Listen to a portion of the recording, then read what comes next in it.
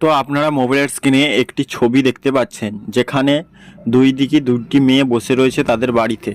তো এই দুইটি বাড়ি বা মেয়েগুলোকে ভালো করে লক্ষ্য করে দেখুন, তারপরে কি আপনারা বলতে পারবেন এখানে কোন মেয়েটির বাড়িতে ভূত রয়েছে। এটি বলার জন্য আপনাদের 10 সেকেন্ড সময় দেওয়া হলো।